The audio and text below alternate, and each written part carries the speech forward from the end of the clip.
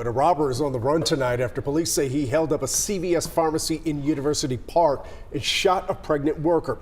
Investigators released some new surveillance video today, and they're hoping it'll help catch the shooter.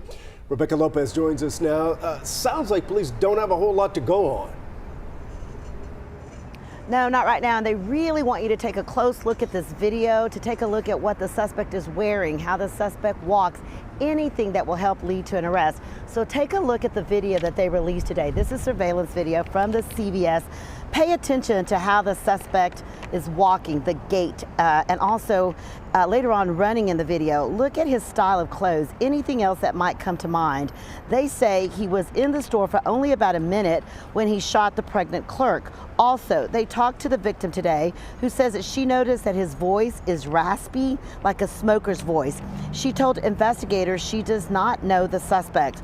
They also released a still picture of the suspect. You can see that he's covered from head to toe. Police say he walked into the CVS pharmacy on Mockingbird Lane Saturday morning around 6:40. He demanded money from one of the store employees who was behind the cash register, but she was having difficulty opening the drawer, so the suspect fired several shots. One of the bullets hit the pregnant employee standing nearby.